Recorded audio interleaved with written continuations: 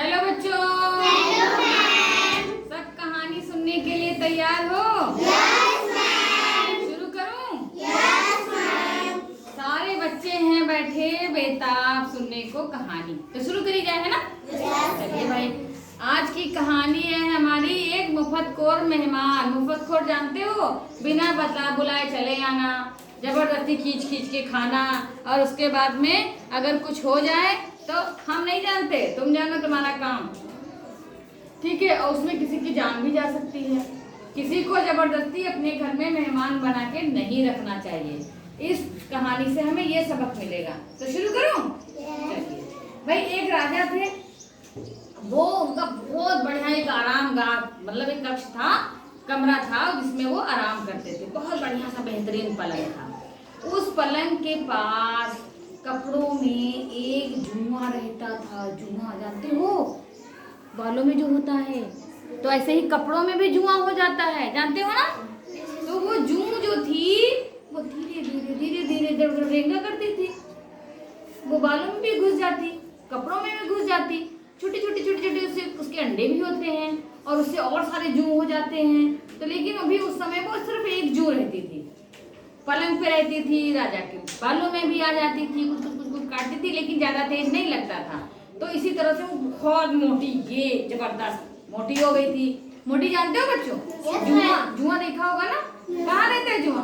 कपड़े में भी रहता है। कपड़े में भी रहता है, और कहाँ रहता है अर्शी? बाल में रहता है। देखो अर्शी ने अपने बाल दिखा दिए हैं। अच्छा, तो वही वो जुआ जो था, जून फीमेल था, ठीक है? उसने जो है एक दिन वो पलंग से नीचे उतर करके इधर उधर टहलने लगा। देखा उसने वहां पे एक खटमल आना, धीरे धीरे धीरे धीरे धीरे धीरे खटमल आता जा रहा, आता जा रहा, आता जा रहा। अब जू ने जो है खटमल को देखा, कहा, ए यहाँ कैसे चले आ रहे हो? उसने कहा, अरे भैया हमको मालूम, आ जाने दो, रोको नहीं। नहीं नहीं नहीं, बाहर निकलो, बाहर निकलो। उसने खटमल से कहा, बाहर निकलो। खटमल ने कहा, अरे भाई हम तो तुम्हारे मेहमान हैं, आज की रात हमको भी यहीं रुक जाने दो। अब जो बेचारी बड़ी परेशान, सोचे क्या करे, तो हमको जबरदस्ती ब्लैकमेल कर रहा है, इमोशनली ब्लैकमेल कर रही है कि बड़ी परेशानी से वो बोली, ठीक है लेकिन याद रखना तुम रह तो जाओगे यहाँ। उसने बड़ी खुशामद करी, मुझे रह लेने दो, मुझे रह लेने दो। तो अब खटमल पे जू को दया आ गई, दया आ गई। उसने कहा, अच्छा ठीक है, रहने तो तुम्हें हम देंगे, लेकिन तुम आज रात अच्छे से रहना। राजा जब आराम करने आए तो उनको काटना बिल्कुल नहीं, चुपचाप पड़े रहना और सवेरे को चले जाना। इस तरह से करके वो जू जो थी, वो पलंग के, जैसे पलंग ऐसे होता है, उसके एक कोने पे जो पावा था उसका, उसी पे कपड़ों के बीच में छिपके बैठ गई, क्योंकि वो तो वहीं रहती ही थी। और जो खटमल था वो भैया बीचों बीच में आराम से क्या हुआ, सो गया। फिर सोते सोते सोते सोते उसको तो भाई भूख लगी, वो इधर उधर देखने लगा कि कोई तो अभी आया ही नहीं। उसके बाद थोड़ी देर बाद राजा ऐसे ऐसे करके आए, वाह पेट भरा हुआ था, मस्त नींद आ रही थी उनको। सब करते हैं, कैसे करते हैं? कैसे करते हैं? जब नींद आती है सदा कर रहे थे। अब आया राजा, दरबान उसके छोड़ करके राजा को चले गए। फिर क्या हुआ बच्चों? राजा सो गया। जब राजा सो गया तो क्या हुआ बेटा? राजा सो गया, खटमल अंदर है, उसको तो भूख लगी, उसका पेट भूखा। उसने कहा, अब तो मुझसे रहा नहीं जा रहा है। उसने वो निकल के धीरे से आया और उसके कहाँ काटा? पीठ में काटा। राजा ऐसे से किया, उसने और जोर से काटा, फिर राजा ऐसे से किया, पता नहीं क्या काट रहा है। फिर उसको बड़ा खून उसका अच्छा लगा, स्वादिष्ट राजा का खून।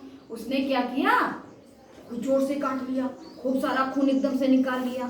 फिर राजा से रहा नहीं गया, फिर ऐसे से टटोला, फिर ऐसे से टटोला।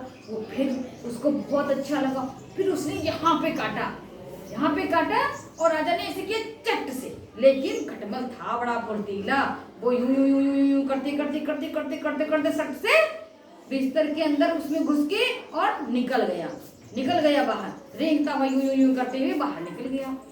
अब राजा जब कस के चिल्लाया, यूं पट की आवाज आई, तो दरबानी जो दो लोग बाहर खड़े थे कमरे के, दरबान अंदर आए। अरे राजा साहब क्या हुआ? वो सरकार, क्या हुआ क्या हुआ क्या हुआ?